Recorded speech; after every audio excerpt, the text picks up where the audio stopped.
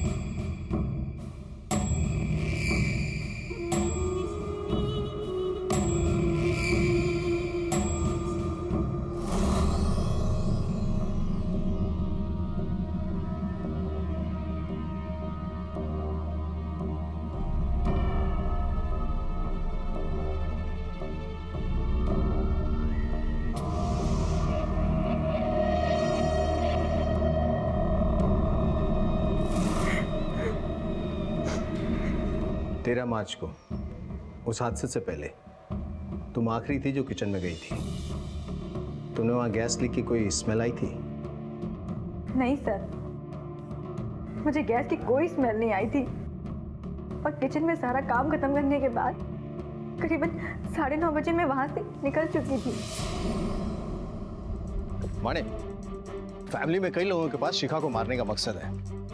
क्या जिस तरह से विवाह के साथ बर्ताव हो रहा है, हो सकता है इस बात ने उसके अंदर इतना जहर भर दिया कि उसने शिखा को मार दिया, या फिर कालिंदी या अशोक भी। सर, कहने को मेरे मामा की बेटी थी। सगे भाई बहन जैसा रिश्ता था हमारा।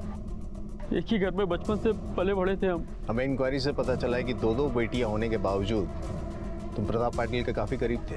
अपनी बेटियों से ज्यादा मानते थे तुम्हें। अगर बेटियां नहीं होती तो वारिस भी शायद तुम ही होते। सर, ये तो लोगों का मानना है, इसमें मैं क्या कर सकता हूँ। मामा की फैक्ट्री में बिना किसी शिकायत के, बिना किसी डिमांड के दिन रात मेहनत की। मामा मुझे बहुत भरोसा करते, बहुत प्यार करते हैं मुझसे। शायद इसीलिए लोग ऐसा समझते हैं। पति की मौत के बाद प्रताप ने अपने घर में सहारा दिया। बहुत एहसान है उसके हम पर। और शिखा तो मेरी बेटी जैसी थी, सब बेटी जैसी थी। क्योंकि डायरेक्टली इनडायरेक्टली इन दोनों को भी फायदा होने वाला था। और शक तो वैसे भी विवाह पे जाना था। उन लड़कों के बारे में पता चला जिन्होंने शिखा को मॉलेस्ट करने की कोशिश की थी?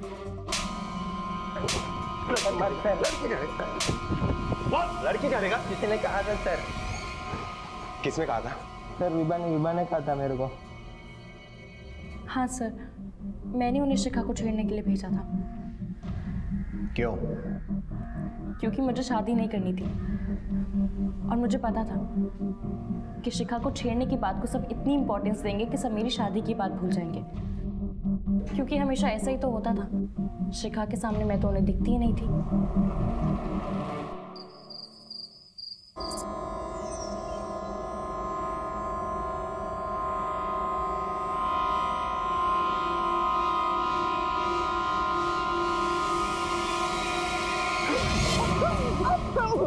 छोड़ूंगी नहीं तुझे, मार डालूंगी मैं। छोड़ तुझे, मैं तुझे छोड़ूंगी नहीं, मार डालूंगी मैं तुझे। मैं तुझे जिंदा नहीं छोड़ूंगी।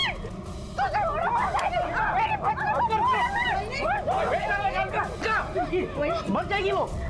इसे मार के ही शांत होंगी मैं अभी। क्या सोचा था तूने? मेरी बेटी को मार के उसकी जगह लेगी? हाँ? सब तुझे मिल जाएगा, भिखारी बना दूंगी तुझे, एक एक पैसा ट्रस्ट में दे दूंगी, पूरी कहानी नहीं मिलेगी किसी को। अलका, अलका तो शांत हो। अलका, जाओ, क्या है?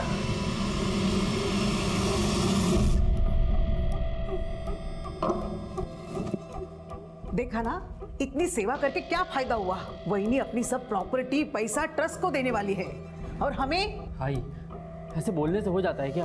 और सब जानते हैं कि मामा की फैक्ट्री के लिए मैंने कितनी मेहनत की है, अपना खून पसीना बहाया है। वो ऐसे उठा के नहीं फेंक सकते हमें। अगर फेंकना भी चाहेंगे तो मैं उन्हें फेंकने नहीं दूंगा।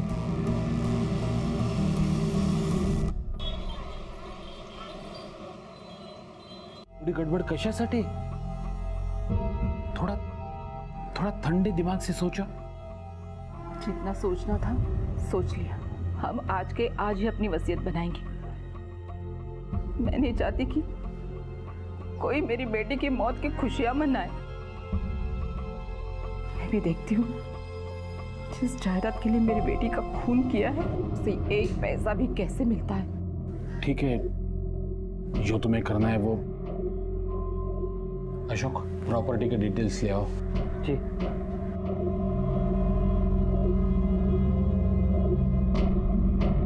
भाऊजी, आप क्या यहाँ गवाही देने के लिए रुके? चाहिए, हमें अपना काम करना है।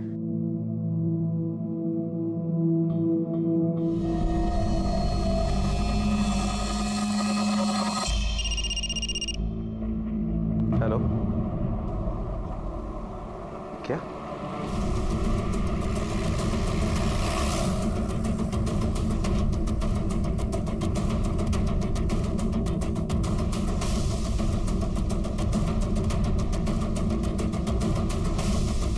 अलका, क्या हो गया? अलका, अलका, क्या हुआ तुझे? अलका,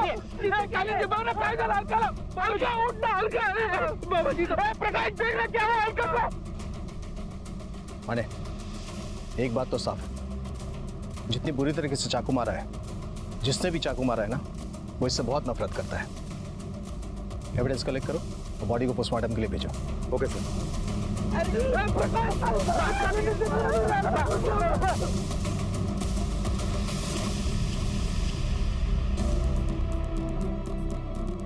सर, पोस्टमार्टम रिपोर्ट के मुताबिक अलका का कत्ल दोपहर 12 से 1 बजे के बीच में हुआ, जब वो अपने खेत पर गई थी। और जिस चाकू से उसका कत्ल हुआ वो चाकू लगभग बॉडी से 50 मीटर दूरी पर मिला, लेकिन उस चाकू पर किसी के भी उंगलियों के निशान नहीं मिले। इसका मतलब है कि जो मारने के लिए आया तो पूरी तैयारी के साथ आया था। माने, अलका अपनी प्रॉपर्टी ट्रस्ट के नाम करने के लिए वसीयत बनाने वाली थी। इस वसीयत से किस किस को नुकसान हो सकता था? सर, अशोक, कालिंदी, प्रकाश, कविता, विभा, अनिशा, इनफैक्ट सबको ही नुकसान होने वाला था। कल मैं 12 से 1 बजे के बीच घर में ही थी। मेरी तबीयत ठीक नहीं थी, इसलिए मैं अपने कमरे में सो रही थी। सर, मुझे एक ज़रूरी काम था, इसलिए कल मैं फैक्ट्री में ही था। मैं भी अपने कमरे में ही थी। सर, सब लोग अपने अपने कमरे में थे। घर में कुछ काम नहीं था तो मैं घर में मंदिर की सफाई कर रही थी। माने, अगर सबके सब घर में थे तो फिर अलका को मारा किसने? एक काम करो, सबकी मोबाइल लोकेशन निकालो, पता चल जाएगा कौन कितना सच बोल रहा है और कितना झूठ। सर, मोबाइल लोकेशन रिपोर्ट के मुताबिक जिस वक्त अलका का कत्ल हुआ उस वक्त विभा घर पर नहीं, बल्कि जहां अलका का कत्ल हुआ उसी जगह के आसपास थी। हमने वहां जाकर पूछताछ की तो वहां के लोगों ने भी कंफर्म किया है कि उसे वहां देखा गया था।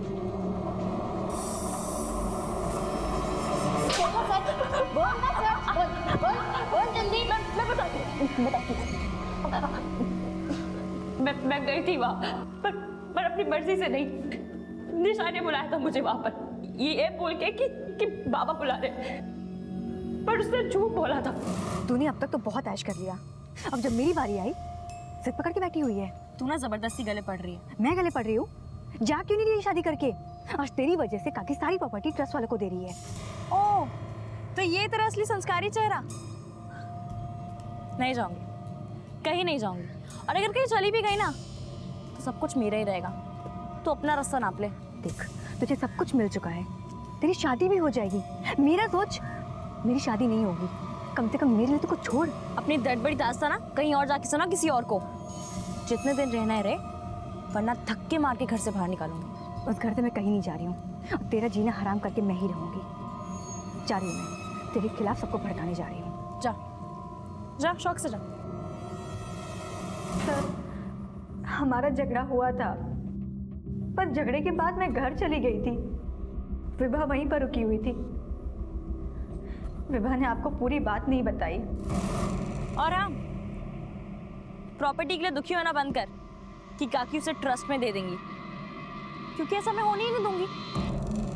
प्रॉपर्टी हाथ से जाए ऐसी नौबत में आने ही नहीं दूंगी, और अगर आई ना तो काकी को इस दुनिया से चलता कर दूंगी। सर, मैंने बहुत गरीबी देखी है, मुझे महल नहीं चाहिए। मुझे तो बस काकी के घर में उन लोगों के बीच थोड़ी सी जगह चाहिए थी। पर विभा के बहुत बड़े बड़े सपने हैं। अमीर पति, पैसा, जायदाद, उसको सब कुछ एक साथ चाहिए, और वो इसके लिए किसी को मार भी सकती है। शायद उसी ने काकी को। अगर विभा ने ही सारी प्लानिंग की थी तो तुमने इसे अलका के कत्ल की जगह पे क्यों बुलाया था? सर, मैंने उसको वहाँ बात करने के लिए बुलाया था। हम बात करने के बाद मैं वहाँ से चली गई थी। मुझे क्या पता था कि अलका काकी वहाँ पे आने वाली है। माने ये केस उतना सीधा है नहीं जितना दिखता है। ये दोनों बहनें एक दूसरे को फंसाने की कोशिश कर रही हैं और पुलिस को गुमराह करने की।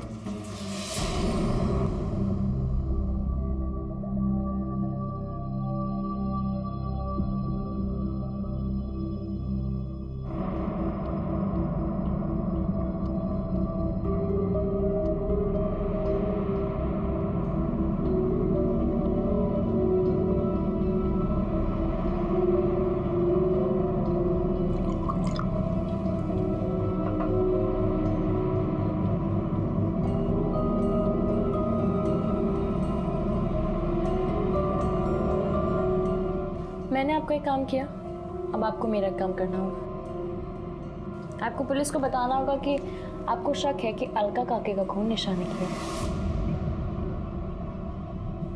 मैं ऐसा कुछ नहीं कहूंगा। विभा वो तेरी बहन है, भांजी है वो मेरी। मैं ऐसे कैसे कह सकता हूँ? पक्का नहीं बोलेंगे? ठीक है।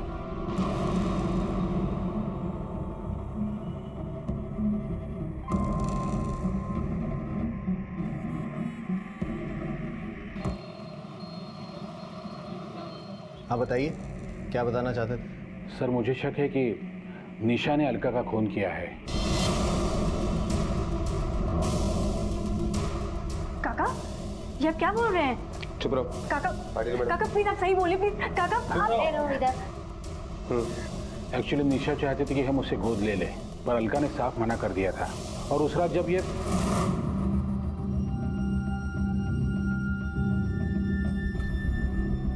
काकी, ये लीजिए।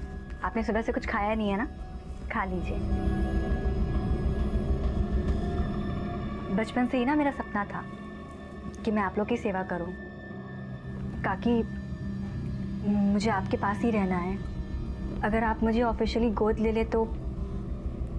काकी, आप सुन रही है ना?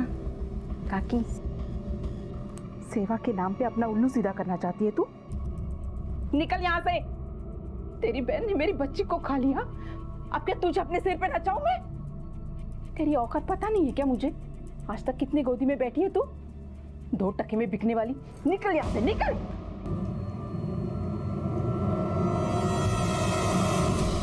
क्या कहा आपने? दूर रहना, दूर रहना मेरे से। 2 टके की औरत? हाँ? निशा, दूर रहना मेरे से। 2 टके वाली? निशा, मेरी औकात? देखना, दूर रहना। मैं कह रही हूँ दूर। निशा, क्या कर रही हो? निकाल दो इसे बाहर। निकलो यहाँ से। खड़े रहो सीधा। हे भगवान, कैसे इतने दिन शरीफ होने का नाटक कर रही थी ये लड़की। तेरे दोनों बेटियों ने भाव का जीना हराम किया। कालिंदी, तू चुप बैठ। तुम सब लालची हो, लालची। काका, सर बोलिए प्लीज, मैंने तो कुछ नहीं किया है। अरे मैम, ले चलो इसे। काका, मेरी बात सुनिए। निशा, मेरी बात सुनिए। निशा, निशा।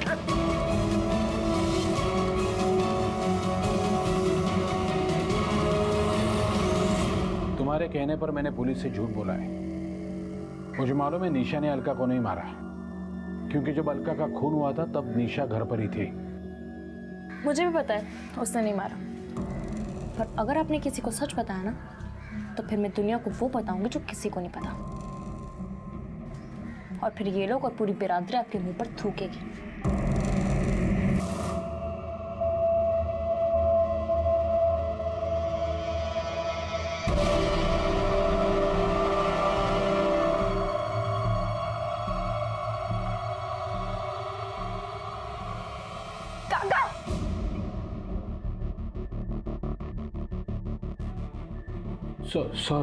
सॉरी विभा, गलती हुई, सॉरी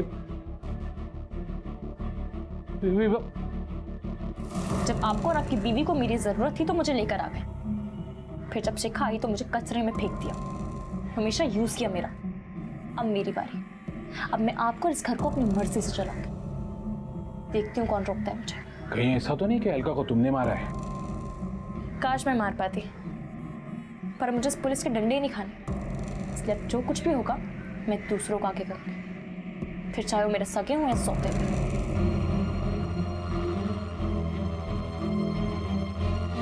सर, हाँ, मैंने चाकू उठाया था, पर सर मैंने किसी को मारा नहीं है। सर मैं सच बोल रही हूँ, मैंने किसी को नहीं मारा। सर, एक इंफॉर्मेशन हाथ लगी।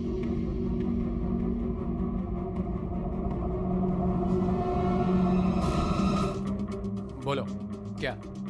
सर 15 मार्च को 12 बजे अशोक के दूसरे मोबाइल का लोकेशन भी वही आ रहा है जहां अलका का खून हुआ।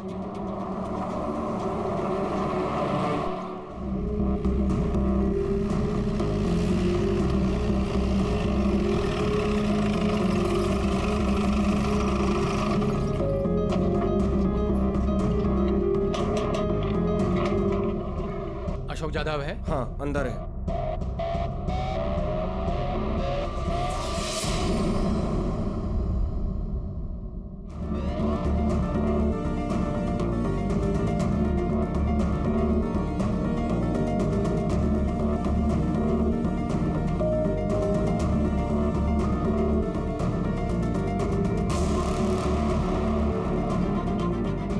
लोखंडे सर। फॉरेंसिक लैब वाले बोलो। हो सर। सावंत, पूरे ऑफिस की तलाशी लो। Okay sir. माने ये हो क्या रहा है? अगर शिखा और अलका को अशोक ने मारा है तो अशोक को किसने मारा है? इसका मतलब है कि सिर्फ ये इन्वॉल्व नहीं है, कोई और भी है।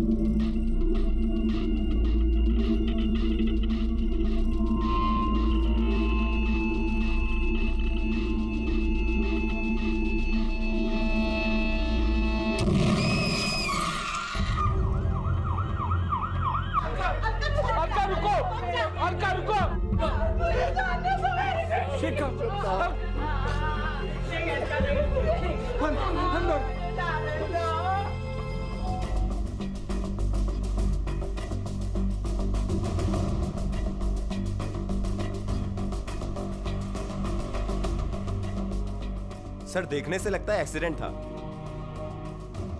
माने अगर लड़की सिर्फ कॉफी बनाने के लिए आई थी तो एक नॉब खुला होना चाहिए।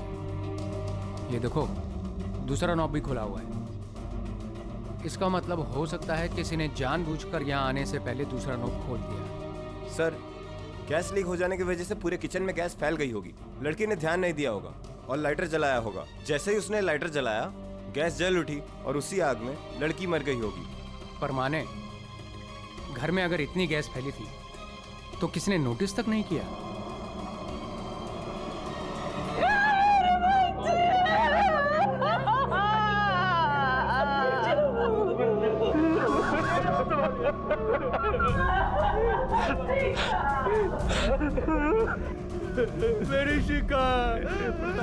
मेरी शिखा के साथ ये क्या हो गया?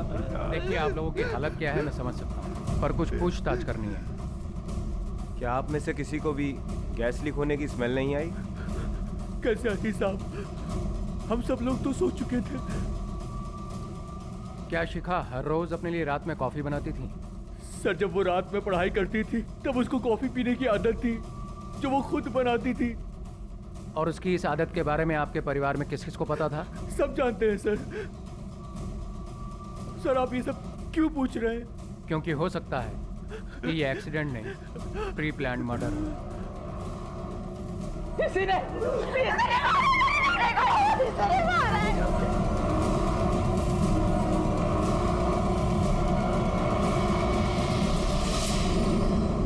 20 साल पहले प्रकाश पाटिल ने अपने छोटे भाई प्रताप पाटिल को बेऔलाद होने से मुक्त करने के लिए अपनी छोटी बेटी विभा को उसकी गोद में रख दिया था। बड़ी बेटी निशा गरीबी में पलती रही और छोटी बेटी विभा रईसी में।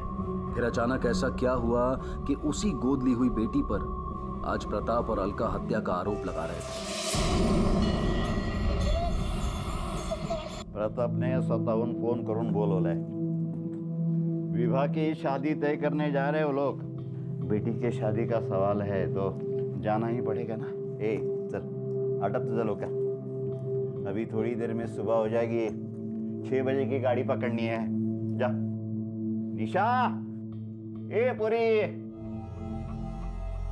ठीक है? तो अभी तैयार नहीं हुई? क्योंकि मैं नहीं जाना चाहती। क्यों? ए पूरी, अरे विभा तेरी बहन है, उसकी शादी हो रही है, तुझे तो खुश होना चाहिए। खुश होना चाहिए? क्यों खुश रहूं मैं? शादी विभा की हो रही है, मेरी नहीं। मेरी किस्मत में तो शादी लिखी ही नहीं है। मुझे तो जिंदगी भर इसी घर में सड़ना है। ए पूरी, तमाशा मत कर। तो विभा ही एक कारण है जो कभी कभी वहां जाना मिलता है। अब उसके शादी हो जाने के बाद वो चली जाएगी, फिर कहाँ उस घर में जाना होगा। आखिरी बार जा रहे, गुस्सा थूक दे, तैयार हो जा। चल मेरा बेटा।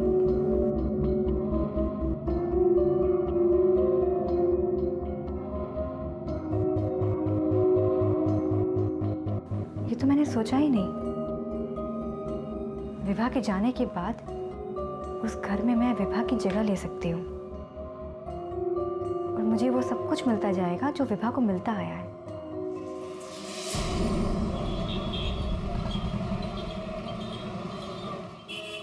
विभा के लिए मैंने ये लड़का पसंद किया है।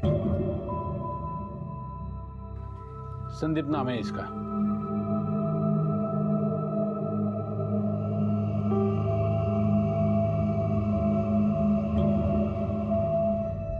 किस्मत खुल गई विभा की। एक लौता लड़का है, बहुत पैसे वाला है। जयसिंहपुर में 20 एकड़ जमीन है उसकी। लड़का अच्छा है, मेरे अशोक का दोस्त है। अरे काकी, आप क्यों परेशान हो रही हैं? लाइए मुझे दीजिए। पूरी बात बताइए ना। हाँ, दरअसल हम दोनों सोच रहे थे शादी से पहले एक बार आप इस लड़के से मिल लो। विभा आप ही की बच्ची है, इसलिए गांव से बुलाया।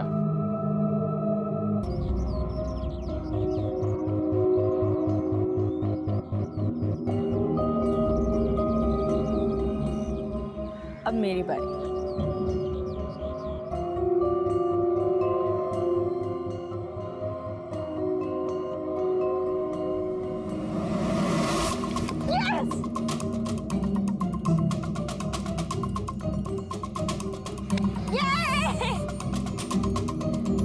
चल बोल दे।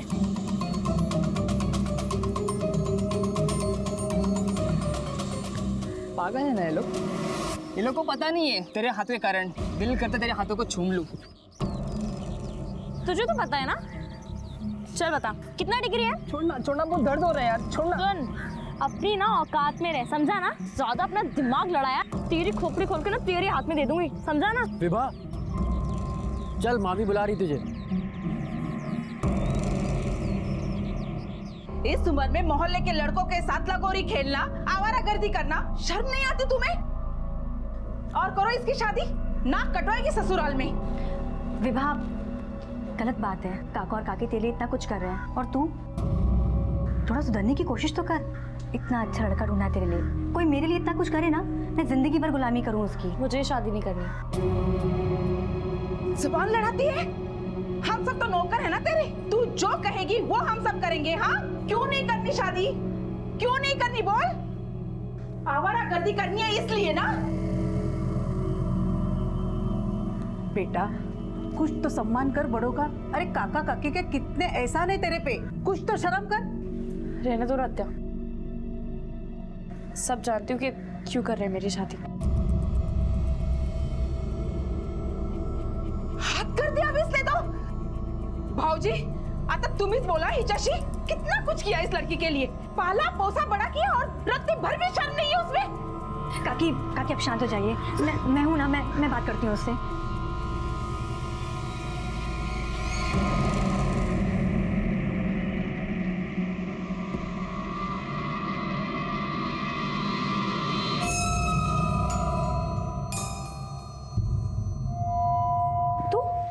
तू मेरे कमरे में क्यों आई है? निकल ऐसे। तुझे सब कुछ कितने आसानी से मिल गया ना। अब तो तेरी शादी भी अच्छे घर में होने वाली है, एक अच्छे लड़के के साथ। लड़का 40 साल का बुढ़ा है वो, और ऊपर से उसकी दूसरी शादी है। दूसरी शादी तो क्या हो गया, घर दे रहा है, नाम दे रहा है, और क्या चाहिए तुझे? घर और नाम से ज्यादा डिजर्व करती हूँ मैं। देख विभा, जो मिल रहा है ले ले, वरना कल को ऐसा ना हो जाए कि। मैं निशा नहीं विभा हूँ, समझी? तू होती कौन है मुझे सलाह देने वाली? हाँ, तू मेरी सगी बहन जरूर है, पर मैं तुझे अपनी बहन नहीं मानती। ज्यादा शानी बनने की कोशिश मत कर, 2-4 दिन रुक और ऐसे चलती बन। 2 कौड़ी की लड़की मुझे आग दिखाती। काकी मैं करती हूँ। काकी देखिएगा, सब ठीक हो जाएगा, और ये आपके लाड और प्यार का नतीजा है जो विभा इतनी जिद्दी हो गई है। पता नहीं उसको कुछ दिख ही नहीं रहा है, इतना आप लोग उसके लिए कुछ कर रहे हो, सिर्फ अपने बारे में सोच रही है। अगर मैं उसकी जगह पर होती तो कभी जवाब नहीं देती, कभी आंख उठाकर ऊपर नहीं देखती, चुपचाप होकर सारी बातें मान जाती।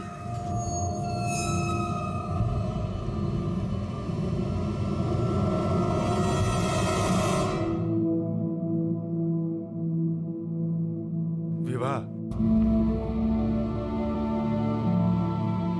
ऐ पोरी इधर देख, हम तो तेरे नाम के आई बाबा हैं।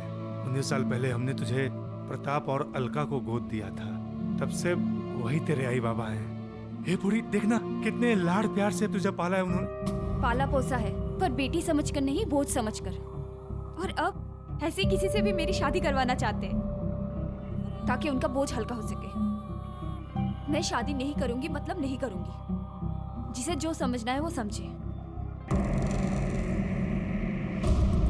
मैं भी देखती हूँ तू ये शादी कैसे नहीं करती।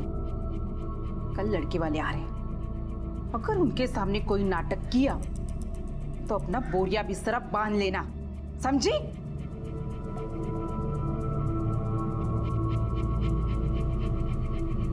ए पोरी, क्यों तू अपनी जिद पे अड़ी हुई है? हाँ?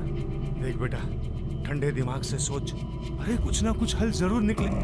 मैं हल निकाल लूंगी, उसकी टेंशन आप मत लो। विभा के सगे माँ बाप चुप रहने को मजबूर थे और गोद लेने वाले माँ बाप जिम्मेदारी से मुक्ति चाहते थे। विभा की नजर में सब सिर्फ नफरत के काबिल थे, और जब रिश्तों में हद से ज्यादा तनाव आ जाता है तो अक्सर रिश्ते गलत मोड़ ले लेते हैं, और यहां भी वही हुआ।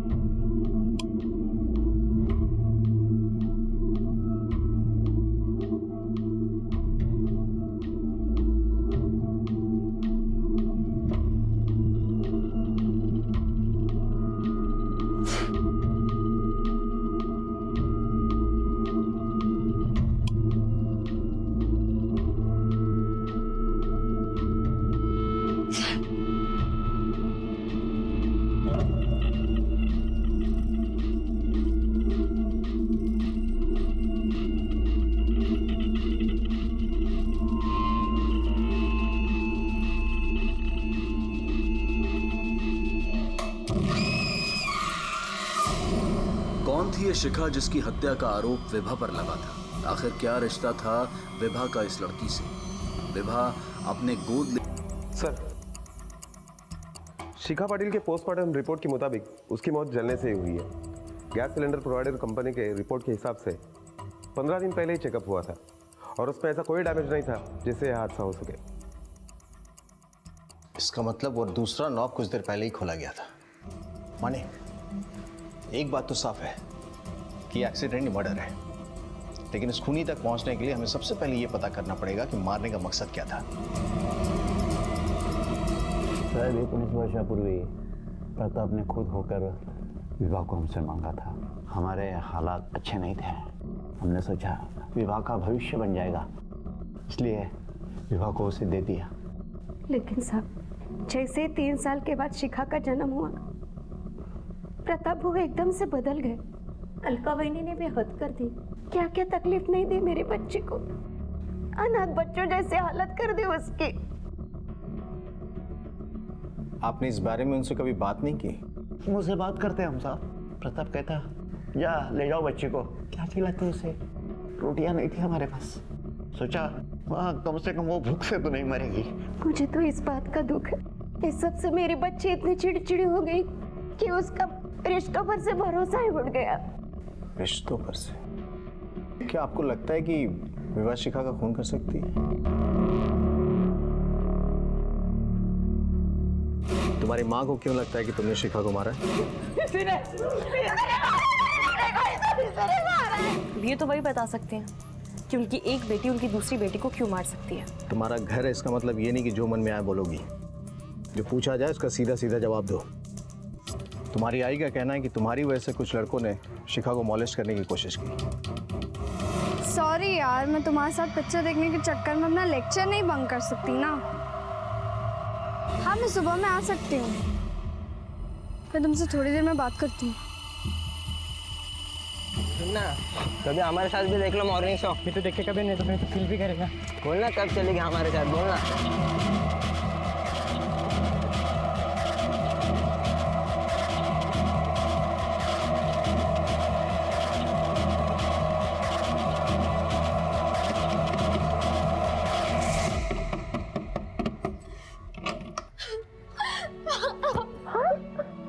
बेटा क्या हुआ?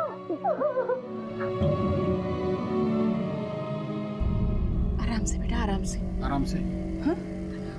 चुप हो जा, चुप। बेटा, बेटा पहचानती है कौन थे, कहाँ के थे? वो सहकार नगर के लड़के थे। सहकार नगर? वहाँ तो विभा की भी क्लास होती है। अगपन विभा जहाँ क्लास जाती है वो जगह छोटी तो नहीं है ना?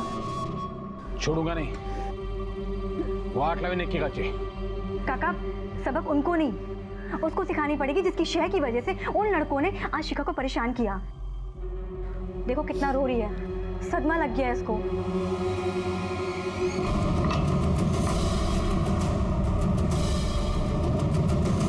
तुझे नहीं छोड़ूंगी। चल, तेरा पोल खोल के रखूंगी। चल तू, चल चल। बहुत शानी बनती है, चल। मेरी बेटी के साथ ऐसा करेगी तू? हाँ, ना परेशान करेगी हम लोगों को। तू नहीं भेजे थे ना वो मवाली गुंडे मेरी बेटी को परेशान करने? औकात तो देखो इसकी, हमारे टुकड़ों पे फलती है और हमें ही काट खाना चाहती है। बाबूजी, इसने मेरी बच्ची पे गुंडे इसलिए छोड़े कि इसकी शादी से हमारा ध्यान हट जाए। विभा, सच में तूने ऐसा किया? क्यों? क्योंकि ये जलती है मेरी शिखा से। मैं तुझे नहीं छोड़ूंगी। मैंने उसे नहीं मारा और ना ही मैंने किसी को उसे छेड़ने के लिए भेजा था, और मुझे अफसोस है इस बात का। काश मैंने उसे मारा होता, पर इससे पहले कि मैं ये करती किसी और ने हाथ साफ कर लिया।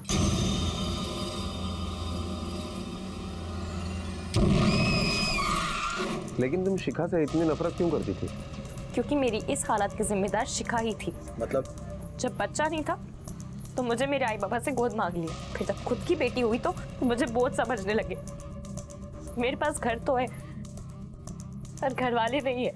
विभा आपकी गोद ली हुई बेटी थी, इसलिए आप उसके साथ भेदभाव कर दी थी। भेदभाव? खाना, कपड़ा, सर पे छत, सब कुछ तो दिया था मैंने उसे, लेकिन इतने से उसका पेट कैसे भरता? क्योंकि उसकी नियत ही खराब थी। उसे कितना भी दो सब हजम कर जाती है और फिर से भिखारी की तरह हाथ फैलाती है। उससे मत बन गई है वो। और इसी मुसीबत से छुटकारा पाने के लिए आपने उसकी शादी एक तलाकशुदा आदमी से तय कर दी थी। तो ऐसा कौन सा राजकुमार मिलने वाला था उसे? लेकिन विभा मैडम आई थी। अशोक, जिसने अपने दूसरे मोबाइल फोन के बारे में पुलिस से छुपाया था और जिस पर पुलिस को सबसे ज्यादा शक था कि उसने ही अलका और शिखा का कत्ल किया होगा, वो खुद भयानक मौत मारा जा चुका था। लेकिन अगर अशोक ने कत्ल किए थे तो फिर अशोक का कत्ल किसने किया और क्यों? विभा एक बार फिर से शक के घेरे में थी। अशोक की मौत के बाद विभा प्रताप की जायदाद की पहली दावेदार थी। हाँ सर, मैं गई थी उससे मिलने, क्योंकि इन सब लोगों में एक वही था जो ईमानदार और मेहनती था, अपनी मेहनत का हिस्सा लेकर बिजनेस करना चाहता था। पर जब काकी ने सारी प्रॉपर्टी ट्रस्ट के नाम करने की बात की तो वो टूट गया था। मैं उसे ये समझाने के लिए गई थी कि कहीं वो कोई गलत कदम ना उठा ले, पर उसने बताया कि वो गलत काम कर चुका है। कौन सा गलत काम? मैंने उससे बहुत पूछा, पर उसने नहीं बताया कि उसने क्या किया, तो मैंने भी ज्यादा जोर नहीं डाला। सोचा जब मूड ठीक होगा तब पूछ लूंगी।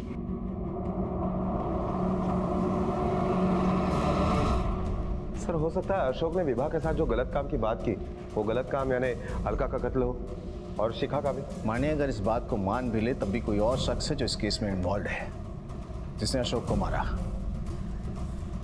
वो दूसरा कोई भी हो सकता है, विभा भी। अशोक के दूसरे नंबर के कॉल रिकॉर्ड्स चेक करो और एक एक नंबर पता करो कि किसका है।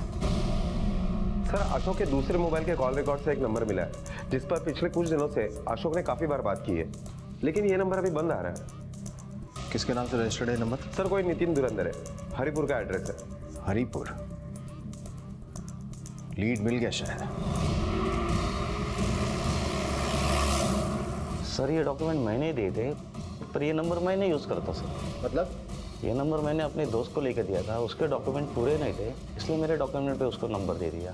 किस दोस्त को?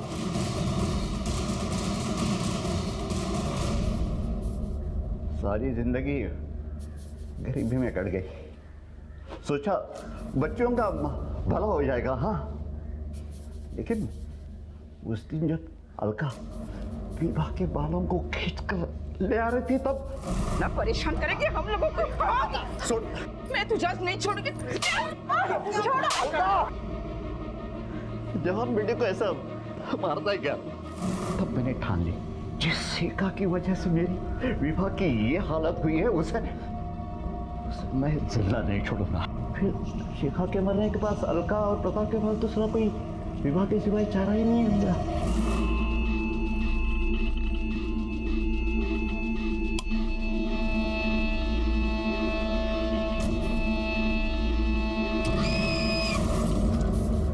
सब शिखा को मारकर मुझे लगा अब मेरे बच्चों को कोई खतरा नहीं है, लेकिन वो अशोक खुद को वारिस समझ रहा था।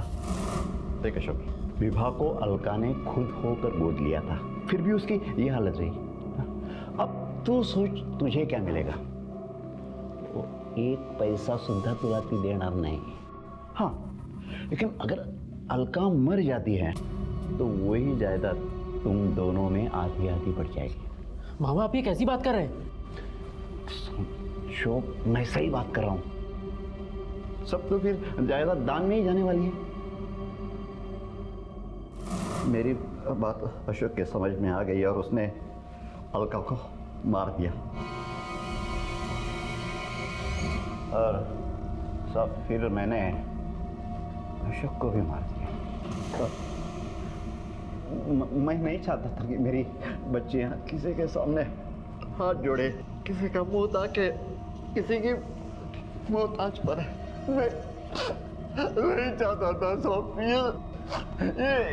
ये सब उनके लिए किया। बेटियों की इतनी फिक्र थी ना तो उसे कमा के खिलाता, लूट कर या जुर्म करके नहीं। प्रकाश को अशोक और शिखा के कत्ल के जुर्म में गिरफ्तार किया गया। इंसान का स्वार्थी और लालची होना जुर्म की सबसे पहली सीढ़ी है और यहाँ ये कहानी शुरू हुई प्रताप और अलका के मतलबी होने से और अंत हुआ प्रकाश के कामचोर और कमजोर इंसान होने पर, जिसने समझदारी और मेहनत की बजाय जुर्म के आगे घुटने टेक दिए और इनकी गलतियों की सजा भुगती इनके बच्चों ने।